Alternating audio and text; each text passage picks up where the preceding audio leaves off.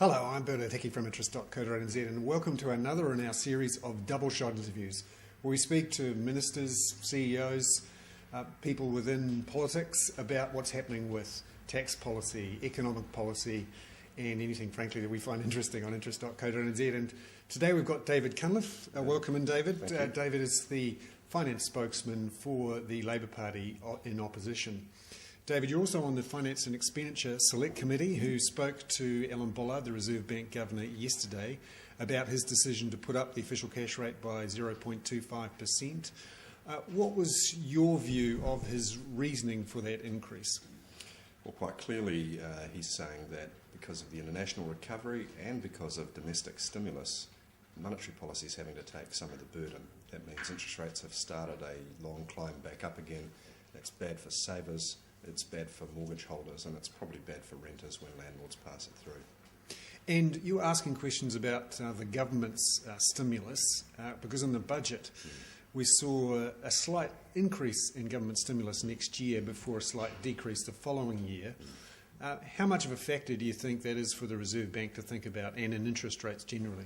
Well, Bollard confirmed yesterday that at least in the short run it was a factor, and you're quite right, the budget documents show that this was not a fiscally neutral budget, and the Minister of Finance confirmed that at the Finance Committee yesterday morning. Budget documents show a gross additional borrowing of $450 million next year, $1.1 billion over 4 years, and we commissioned some separate analysis to run that out to 2024, and it was a $9.2 billion hole, and that's very serious. And that is a stimulus to the economy, even though it's by way of tax remission rather than government spending. It has a similar economic effect.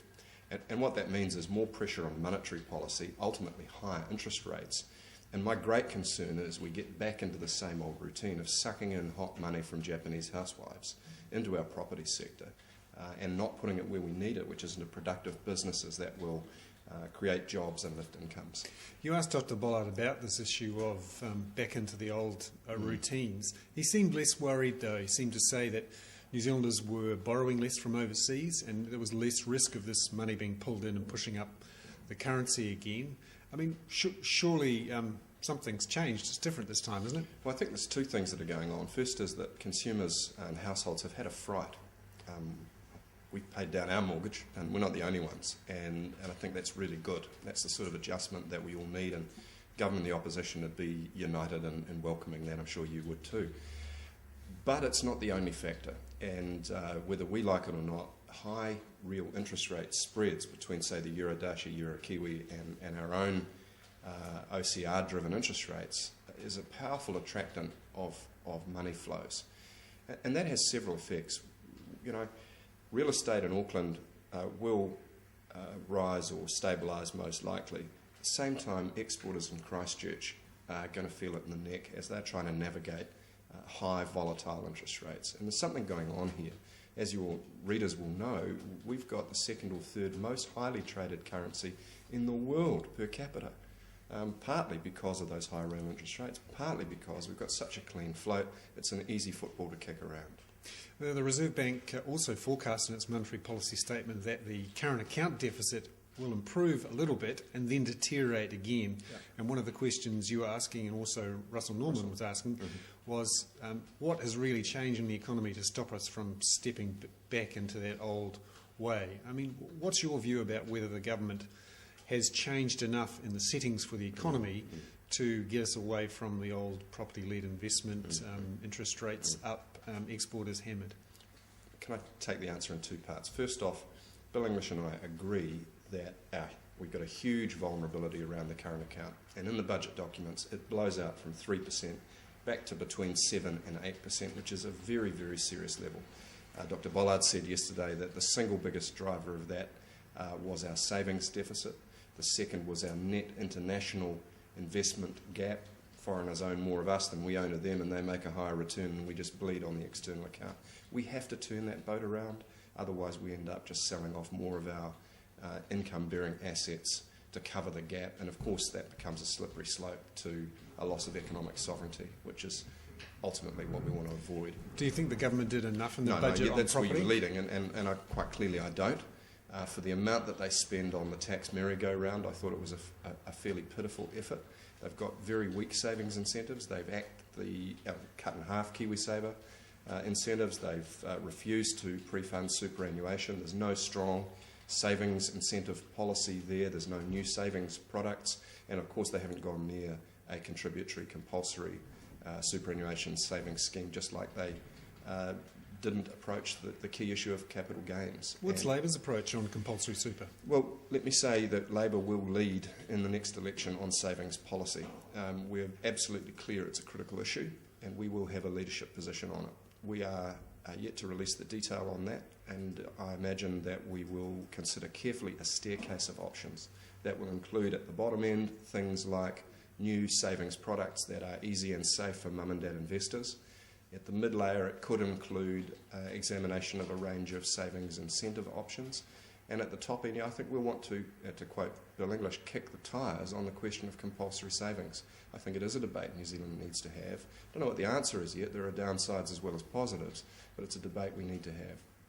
On the issue of inflation, we're going to see a spike up to 5.5%, 5.9%, depending on who you believe, in the next year or so. What's your view on what the government could or should have done with that inflation spike? And what do you think the Reserve Bank could or should do about it? Well, the first thing is the word spike's an interesting word, isn't it? And I quizzed Bill English on it yesterday.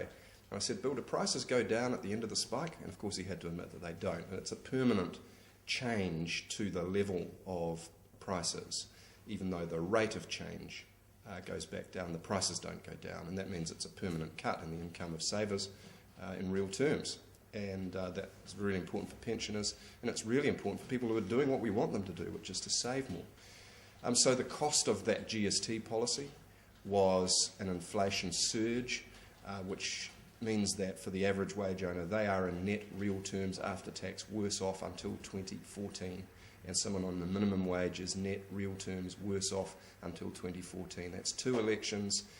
They're going backwards in the meantime. And the government, frankly, I believe, was dishonest in not putting an appropriate inflation factor into the tax calculator. They could have used the numbers that Treasury put in the budget documents, and they quite deliberately did not do that. So if you or I go online to the Beehive site and we tap in our income and it spits out a tax rebate or a tax increase, just remember that is gross of inflation. You've got 6% out of that next year. You've got 2 or 3% out of that each of the following 2 years, and your wages won't catch up if you're an average wage owner until 2014. How could you have changed that calculator to reflect better what's actually happening with inflation? Well, I think you'd internalise forecast CPI growth and forecast wage growth. That would be an average indication. You could have broken it down by income band. It would be approximate only. You would have at least put in the option to do it on a gross or net basis in nominal or real terms. It's not that hard maths. They could have easily done it if they wanted to be fair. One of the arguments is that the GST increase, as you say, permanently increases prices and reduces the real value of the savings people have, and it's over $100 billion in term deposits. What could be done to, or should be done, to compensate those people? In Australia, for example, they're bringing in a tax rebate on the first $1,000 of interest payments on bank deposits. Absolutely. What's your thoughts on that? Well, let's look at what the government's done. They've given tax relief overwhelmingly to high income earners. Someone on $1 million a year gets $1,000 a week back. Someone on the average wage is about $30 a week worse off after tax and inflation. Why not use some of that money to have directly incentivise the behaviour that you say you wanted, which in this case is saving? Certainly an option that we will look at, which is to look at some form of tax relief directly on savings interest. Great. David Cunliffe, the Labour Party's finance spokesman there, in another in our Double Shot series of interviews. I'm Bernard Hickey for interest.co.nz.